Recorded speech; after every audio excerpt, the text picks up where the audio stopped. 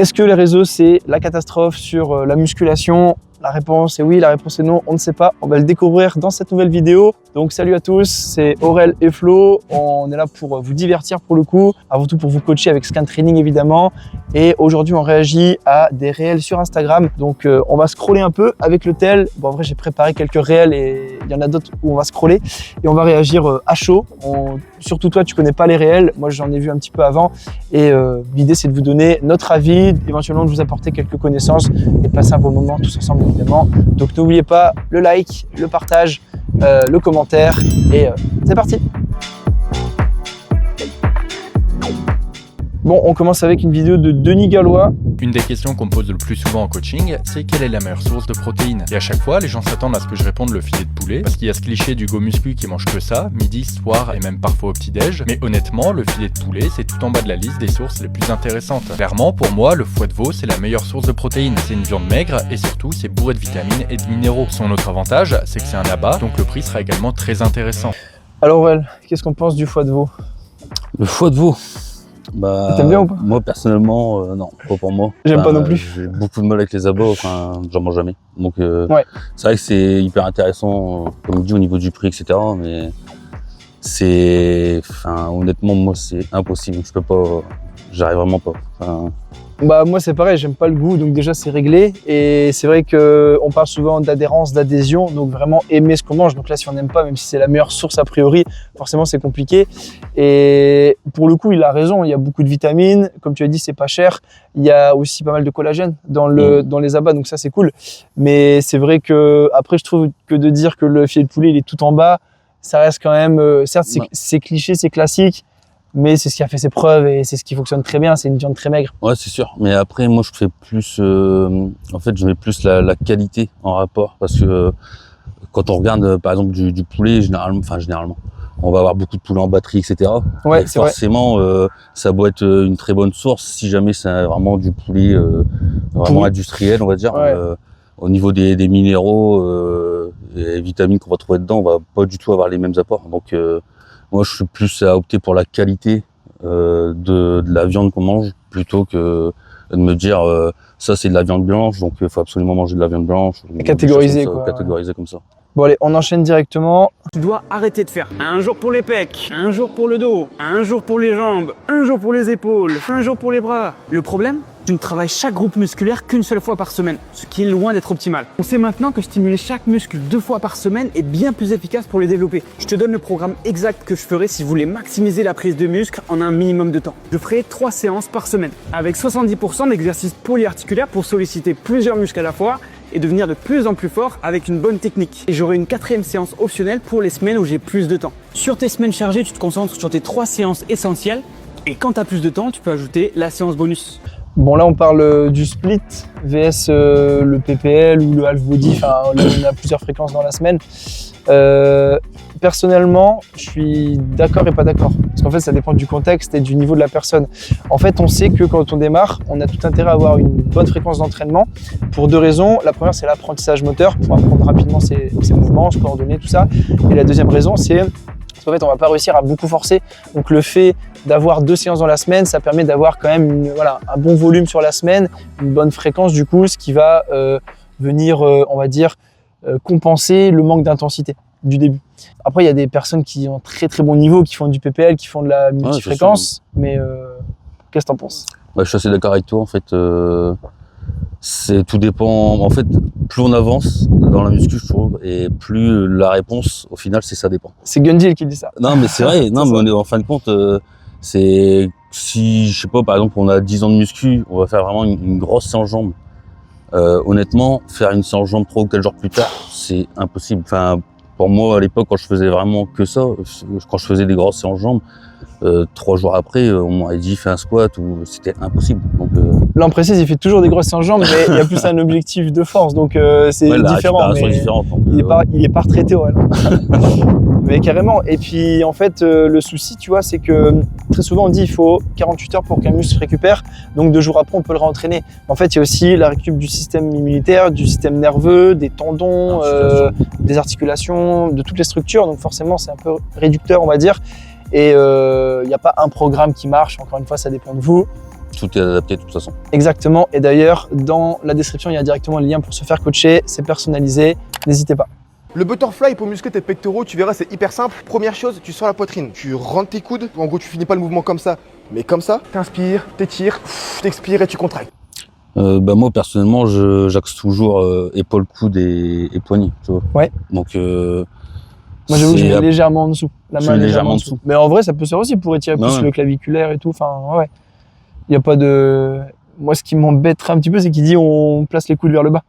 Ouais, non, c'est ça. Ouais. En fait, c'est pardon, excuse-moi, je pense qu'il parlait du réglage de la machine. Non, oui. c'est le fait de revenir comme ça, en fait, de pas avoir ton poignet, ton Absolument. coude et ton épaule d'aligner. On est d'accord. Vous voyez, on s'est pas concerté. Hein. On évite d'avoir ce mouvement pas très efficace pour nos biceps. Pourquoi? Parce qu'en fait, ici, pas de tension, alors que là, tension. Donc, tu places tes coudes très légèrement au niveau de tes côtes. Tu maintiens ici 1, 2. Tu reviens tout doucement sans bouger tes coudes. Bon, là, pour les biceps, pas de tension, ça veut dire quoi? Parce qu'au final, quand on met le coude en arrière, on étire plus la longue portion. On se met en tension d'étirement au début. Après, bien sûr, il faut bien contracter, mais de là à mettre un tempo, pas forcément fan. Au niveau des triceps, tu vas venir faire deux choses que je ne fais pas actuellement. Première chose, tu vas venir tendre les bras un maximum. Pour ce faire, fais comme si tu voulais mettre tes poignets vers l'extérieur, ça va t'aider à bien tendre les bras. Et deuxième chose, ne t'arrête pas ici. Nous, ce qu'on veut, c'est un maximum d'amplitude. Donc, viens chercher l'étirement un peu plus sur tes triceps. Ce qui fait que tu passes d'un mouvement où tu es comme ça à un mouvement où tu vas bien chercher l'étirement et où tu vas bien tendre les bras. Moi, j'ai plus, je fais toujours plus avec les coudes sur l'avant, en fait. Ouais. Quand je le fais. Donc, et je mets un petit mouvement, en fait, je relève, en fait. Flexion de l'épaule. Flexion de l'épaule, ouais. Pour étirer un peu plus. Je mettrai à l'image, hein, pour que Donc, ce soit clair. Ouais, et c'est vrai que. Le fait de tordre comme ça, enfin. Exactement. Le biceps, je veux dire. Le triceps, il s'attache pas sur le poignet, il s'attache sur le coude. Donc, en fait, les études montrent que vous soyez en suppi, que vous soyez en prise marteau, en pronation, peu importe, ça change rien. Juste, en effet, si le fait de tourner un peu les poignets, ça permet de mieux écarter les bras et de mieux tendre le bras, ça a une incidence, mais c'est pas forcément précis dans l'explication. Donc, le prochain réel, le coup. Plus musclé d'un côté, plus de force d'un côté, alors tu as un déséquilibre musculaire. Ce que tu dois faire, c'est simple, intègre du travail en unilatéral, un bras après l'autre, et commence par le bras le plus faible. Égalise ensuite le nombre de reps avec ton bras le plus fort, même si tu es loin de l'échec, et si ce déséquilibre te gêne vraiment, travaille ce même groupe musculaire en début de séance pour avoir le plus d'énergie et travaille-le 2 fois par semaine. Moi perso, je suis d'accord en fait. En fait, c'est ça qui m'étonne. C'est ça qui m'étonne, parce que d'habitude, non, ouais. Bon, Loukoum, Morel, tu connais aussi? Oui. Par un bout de temps, il était connu, était assez critiqué et on va dire à juste raison, on va se mouiller. Mais c'est vrai que là, moi, perso, je trouve son conseil intéressant. Le fait de pas se dire, ok, je mets une intensité max sur les deux bras, parce que si vous faites 12 et 17 de l'autre, vous allez faire que soit accentuer sans entretenir le déséquilibre, même si au final l'asymétrie, elle est déjà génétique. Souvent on a un muscle un peu plus long, on va avoir aussi un réseau nerveux qui va être différent à droite par rapport au côté gauche, et ça peut être aussi dû à des blessures, etc. Donc après, si vous faites pas de compète, honnêtement, on va pas trop se prendre la tête. Il y a personne qui va venir dans la rue et vous mesurez vos deux bras, donc ça devrait bien se passer.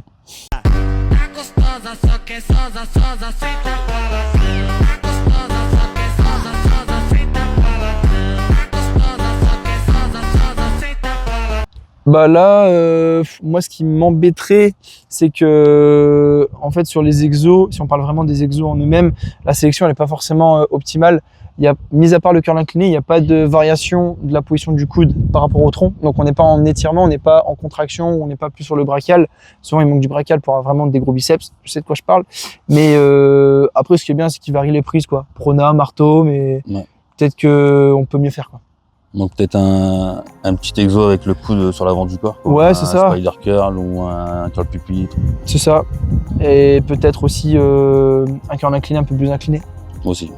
Tu veux que je reprenne le tel un coup? Ah là, le GOAT, Thibaut InShape.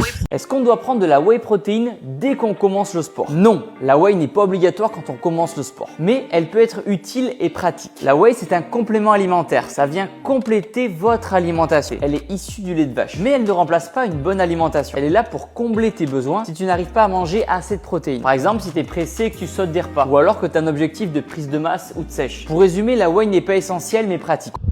Écoute, moi je suis plutôt d'accord avec ça. C'est vrai que c'est très pratique. Moi, par exemple, je vois le matin, j'ai pas trop le temps avant de partir au boulot. Un shaker de whey, c'est vite fait. Je sais que j'ai mes apports, je mets ça avec un peu de farine d'avoine et je sais que au final, je ne mords pas, quoi. Tes glucides, ça tes remplace pas un protes, repas, mais enfin, pour moi, ça remplace quand même un repas, quoi. Donc, Ouais. c'est ça le seul truc qui me fait un peu tiquer, quoi. Bah c'est marrant parce que j'avais repéré Ah, le même ah. truc. Et c'est vrai que, encore une fois on fait pas exprès, mais c'est vrai que pour le coup si vous vous dites ok bah j'ai, je sais pas, mon poulet comme tout à l'heure ou mon foie de veau, mon foie de bœuf je sais plus, mon foie de veau, et que à côté j'ai des pâtes et à côté j'ai mes haricots avec un filet d'huile d'olive, bah, si vous dites la whey c'est un complément, du coup je complète et je rajoute de la whey, bah vous faites double dose, double source de protéines, donc forcément c'est pas intéressant, au contraire. Mais sinon bah c'est du classique hein. Tu prends de la whey tous les jours toi? Ouais. T'es dopé à la whey? Ça doit être ça. Ouais. Tu veux raconter ton anecdote? On l'avait déjà raconté, mais pas récemment, du médecin là. Ah, le médecin, ouais. On fait une petite coupure, vas-y. je vais mettre une petite musique. Petite anecdote. Ouais, donc j'ai été voir mon médecin pour me réinscrire à la salle pour avoir mon certificat. Et en fait, quand elle m'a demandé si je prenais de la whey, quand elle a vu que je faisais de la musculation, je lui ai répondu que oui. Et du coup, elle a pas voulu me faire mon certificat. Donc, On lui passe le bonjour. je passe le bonjour. Hein. Donc du coup, j'ai continué à la whey et j'ai changé de salle, quoi. C'est la morale. Et j'ai changé de médecin aussi. Donc, Voilà. ça en est bon là. Ah ça c'est une salle de crossfit que je vois souvent passer dans les...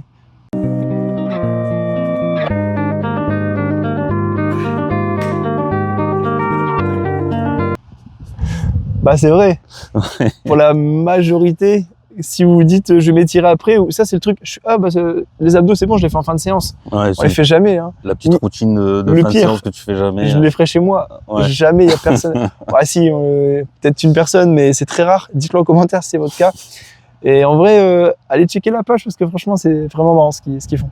Arrête de t'acharner sur cet exo si tu veux des belles épaules bien arrondies. La seule chose que tu vas travailler, c'est ton faisceau antérieur, l'avant de l'épaule. À la place, acharne-toi sur celui-là, les élévations latérales. Et ne le fais pas comme ça, au risque de tout prendre dans les trapèzes. Place les haltères sur l'arrondi de ta cuisse et essaye de faire un Y avec tes mains, de partir de biais en soi. Et le mieux pour moi, c'est à la poulie, parce qu'à aucun moment, on ne perd l'attention. Place la poulie au niveau de ton genou et c'est parti mon pote. Prochaine fois, je vous parle de comment avoir un gros arrière d'épaule, histoire de ressembler à King Kong.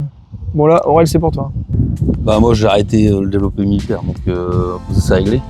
Mais non, moi en fait j'ai toujours quasiment fait que des élévations latérales. En série de 100, souvent. En série de 100 aussi. Précisé, ça c'est vraiment je pense la méthode qui m'a fait vraiment progresser là-dessus. D'ailleurs, on pourrait vous faire une vidéo sur le sujet si ça vous intéresse. Comment rattraper vos épaules ou exploser vos épaules tout simplement. Ouais. Mais ouais, moi je suis en fait totalement d'accord avec ce qu'il dit. Hein. Enfin, on n'a pas forcément, honnêtement, juste avec des élévations latérales, on peut avoir vraiment des grosses épaules. Surtout que là, bien sûr, sur un développé militaire, en fait, en fonction de l'orientation des coudes, vous allez plus ou moins solliciter tel ou tel faisceau. Donc, s'ils sont quand même bien sur les côtés, bien écartés, on va taper un peu dans le latéral. On va pas se mentir, sur un militaire, on est en flexion de l'épaule, donc forcément, c'est l'antérieur qui prend la majorité. Mais là, le gars, il explique la bonne exécution pour faire les élèves lattes. Il donne la variante à la poulie, ce qui est très juste. Franchement, top. Le Coca-Cola, 2 sur 10, sans surprise, c'est de la merde. Le Pepsi, 10 sur 10, parce que c'est Lionel Messi. Le Monster, 1 sur 10. Le combo sucre plus caféine, c'est un carnage. Le Perrier, 10 sur 10, j'adore Roland Garros. Le Red Bull, 3 sur 10, parce que c'est Gotaga. Le Sprite, 10 sur 10, grâce au même, vos darons, elle boit du Sprite, ça mère. La Ice Tea, 4 sur 10, c'est pas parce qu'il y a thé dedans que c'est bon. L'Oasis, 5 sur 10, ils font des super pubs. Le Perrier Citron, 6 sur 10, le citron vient tout gâcher. Le Schweppes Agrumes, 3 sur 10, qui boit ça? Qu'est-ce que tu veux dire sur ça? Franchement, je sais pas quoi dire. En vrai, moi, j'ai un truc à dire.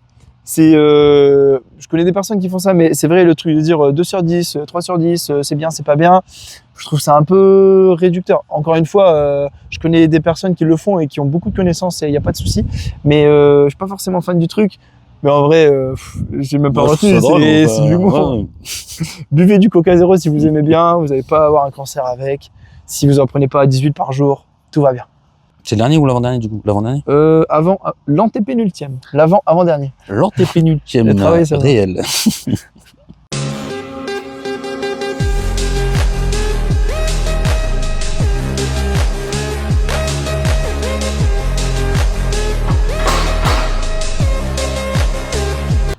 Bon, Bon. Bon, moi déjà, excuse-moi, enfin, c'est peut-être une question de génération, mais là, c'est pas possible l'orthographe. Ouais. Je suis désolé. Gros, quoi. tu la swipe, hein, 2007.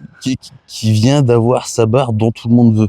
Non, enfin, faites des efforts. Franchement, Ouais. faites des efforts. Faisais des efforts. Bah, qu'est-ce que tu veux dire sur ça? Bah, en fait, j'étais tellement choqué par l'orthographe, j'ai même pas regardé ce qu'il a fait. Donc, Un réel grammaire. Bah, moi, de ce que je...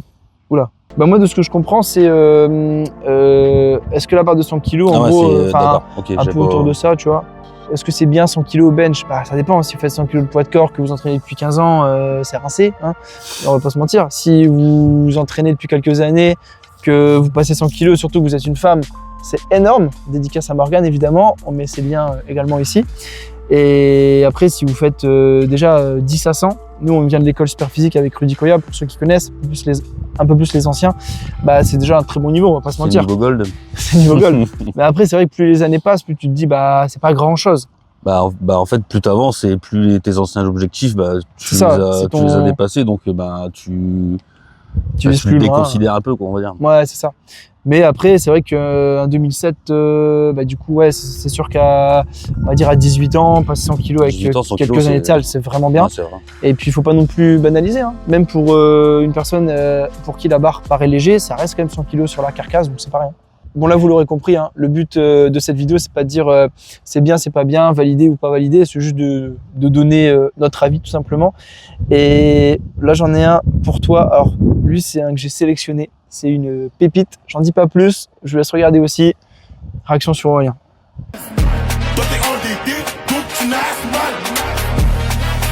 On est des businessmen. Toi t'es en idée, donc tu nages mal.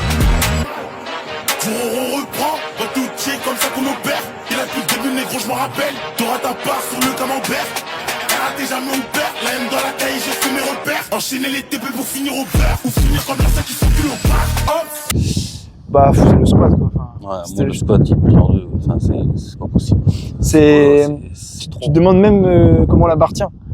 Et en compète, il y a l'ordre de descente, du coup, le squat. Bah, l'ordre, il est pas donné, quoi. Quand donc, tu vas rester comme ça longtemps, quoi. Donc, après, encore une fois, hein, après, ça fait un gros total quand même. Hein, exactement, enfin, c'est pas un gros poids de corps. Et même si le squat aussi, ça manque énormément d'amplitude pour être valide, il faut quand même porter 200 kg. Donc, bon. En tout cas, c'était pour l'humour. Force à toi, dédicace à toi si tu nous regardes, on sait jamais, mais faites pas ça quand même, les gars. En fait, on est toujours mitigé parce que ça reste bien, tu vois. Il y a toujours un fond, il y a toujours il y a 3 bases qui sautent, quoi. Enfin, ok, dernier réel, et après, je pense qu'on sera pas mal, hein.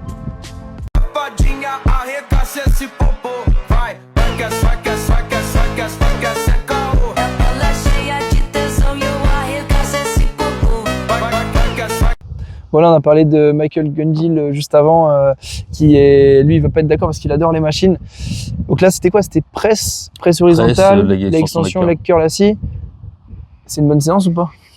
Bah, en soi, ça fait un peu court, je trouve. Mais ça dépend. Tout dépend du contexte. Bah, non, mais c'est un peu pas de catégorie. Non, vas-y.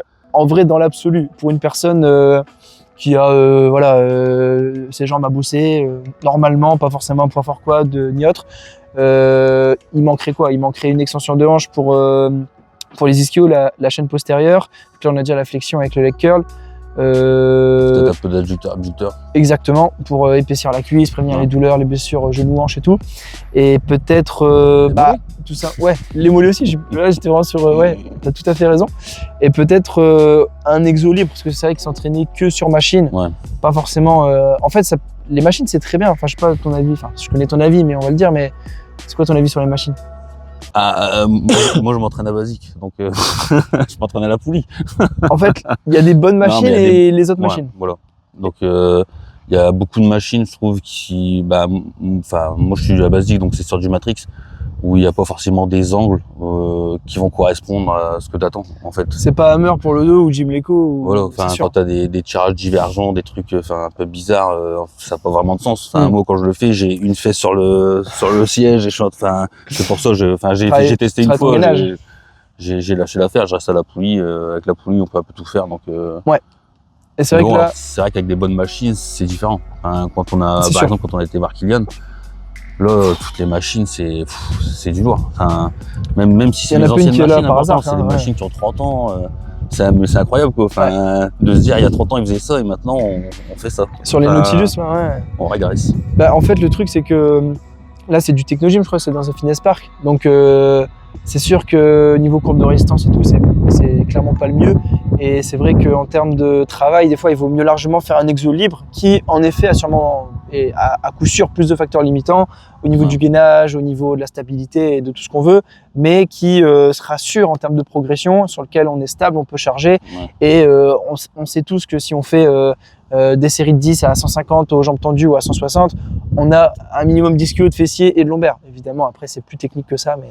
Il y a un minimum de repères aussi, parce que... Ouais, c'est ça. Quand on regarde, quelqu'un qui dit je mets 200 kg à la presse, ça veut dire quoi? Enfin, souvent, les gars qui disent ça, tout dépend. Ils ont aucun référentiel au squat. Qu'ils les ont pas.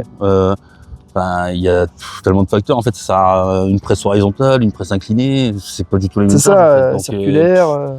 C'est pour flatter l'ego, quoi. On charge la presse au maximum, on le fait à la Ronnie Coleman et c'est pas si on kiki, quoi. Non, enfin, moi je suis plus, un petit exo quand même, poli, libre. Je suis d'accord. Voilà, c'est la fin de la vidéo. Donc n'hésitez pas à nous dire ce que vous en avez pensé, à liker, commenter, partager. Et si jamais ça vous plaît, on en refera une. À la prochaine. Salut tout le monde.